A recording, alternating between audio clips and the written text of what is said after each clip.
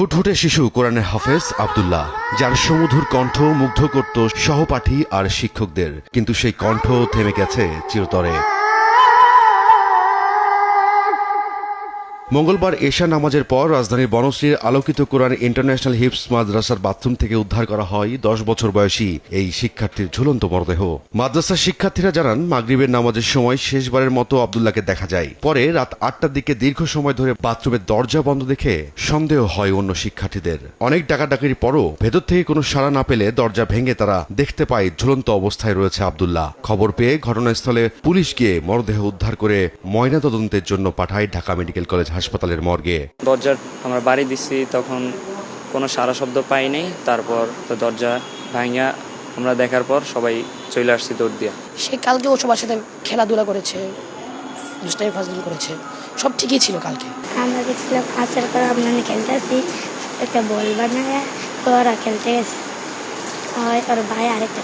পুলিশের প্রাথমিক সুরতহাল প্রতিবেদনে শিশুটির পায়ুপথে আঘাতের আলামত পাওয়া গেছে, এতে চাঞ্চল্যের সৃষ্টি হয়। এদিকে কয়েকজন শিক্ষার্থীর অভিযোগ, এর আগেও শিহাব নামে এক শিক্ষার্থী দুইজনের সঙ্গে জোরপূর্বক অসৎ আচরণের চেষ্টা করেছিল।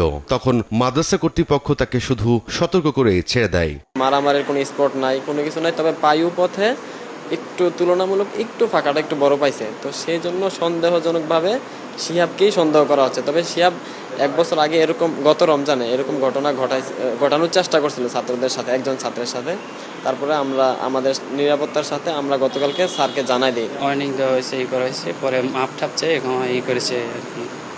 পরবর্তীতে মনে করেন যে আর মাপ করে দেওয়া হয়েছে। অন্যদিকে আব্দুল্লাহর পরিবারের অভিযোগ, আত্মহত্যা নয়, তাকে হত্যা করা হয়েছে। ঘটনার সুষ্ঠু তদন্ত দাবি করেছেন নিহতের পরিবার। ষড়যন্ত্রমূলক বা কোনো একটা ব্যাপার আছে, যেহেতু 10 বছরের বাচ্চা এই ধরনের একটা ডিসিশন নেবে, এটা আমরা আমাদের চিন্তা ভাবনায় আসছে না। আমার সাথে কথা বললো, তো এছাড়া আমার কেন এ কাজ করলো, আপনাদের উপর নির্ভর করে ছেড়ে দিলাম। আপনারা এটা সঠিক তদন্তে আমার ছেলের বিচার করেন, আমি বিচার চাই।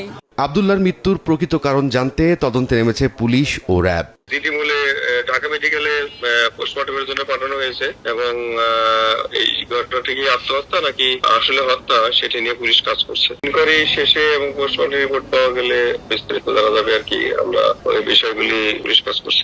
আব্দুল্লাহ চাঁপাইনবাবগঞ্জ সদর উপজেলার প্রবাসী আবুল কালাম আজাদের ছেলে।